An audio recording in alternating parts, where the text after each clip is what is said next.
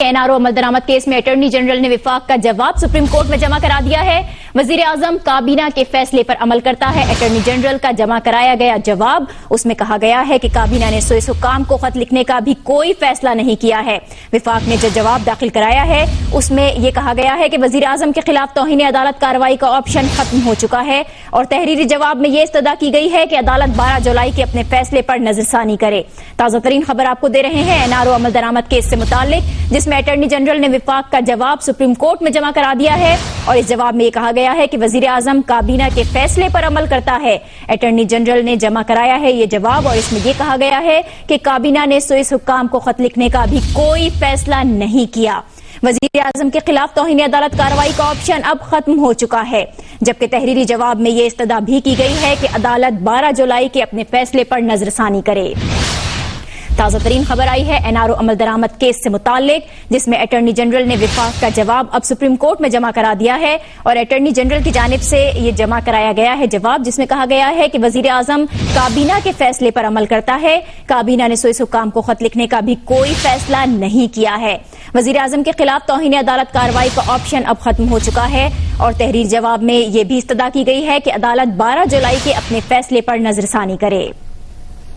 NRO अमल दरामद case जिससे मुताल्लिक ताजा तरीन खबर से आपको आगाह कर रहे हैं। वजीर आजम को खत लिखने का हुक्म दिया गया था, 25 जुलाई तक जवाब तलब किया गया था इससे मुताल्लिक। अब एनआरओ अमल दरामद केस में अटॉर्नी जनरल ने विफाक का जवाब सुप्रीम कोर्ट में जमा करा दिया है। एनआरओ अमल दरामद केस में सुप्रीम कोर्ट ने मौजूदा वजीर आजम को सोइस हुक्काम को खत लिखने का हुक्म देते हुए 25 जुलाई तक जवाब दाखिल करने की हिदायत कर दी थी और यह भी कहा था कि अगर ऐसा नहीं किया गया तो इस सूरत में अदालत कोई भी एक्शन ले सकती है। अब जवाब दाखिल करा दिया गया है विफाक की जानिब से और इस जवाब में वाज़ेह तौर पर कह दिया गया है कि वजीर आजम काबीना के फैसले पर अमल करता है। काबीना ने सोइस हुक्काम को खत लिखने का भी कोई फैसला नहीं किया है। वजीर आजम के खिलाफ तौहीन अदालत कार्रवाई का ऑप्शन खत्म हो चुका है और तहरीरी जवाब में यह इस्तदा की गई है कि अदालत 12 जुलाई के अपने फैसले पर नजरसानी करे। 12 जुलाई को जो फैसला दिया गया था उससे मुताल्लिक आपको बताएं कि 12 जुलाई को केस की समाअत हुई थी, जिसके दौरान एनआरओ अमल दरामद केस में सुप्रीम कोर्ट ने मौजूदा वजीर आजम को सोइस हुक्काम को खत लिखने का हुक्म देते हुए 25 जुलाई तक जवाब दाखिल करने की हिदायत की थी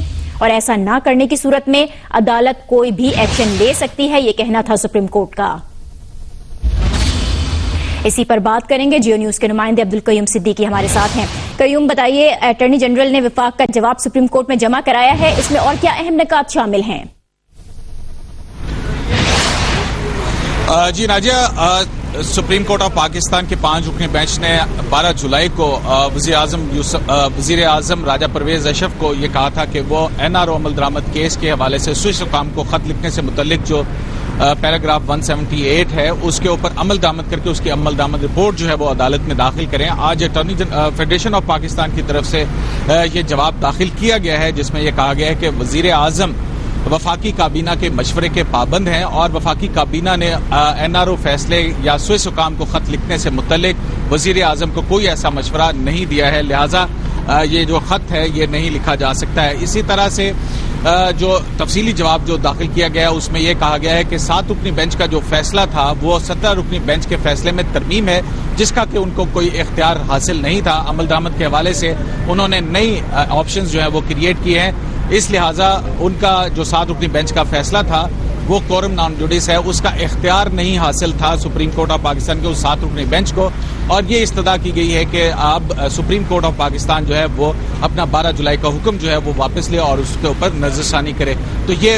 एक जवाब है जो तफसीली तौर पर आज सुप्रीम कोर्ट ऑफ पाकिस्तान में दाखिल किया गया है और एनआरओ अमल दरामद केस के हवाले से जो कल समाअत होनी है वो जस्टिस आसिफ सईद खान कोसा की सरबराही में 5 रुकनी बेंच ने करना है। जी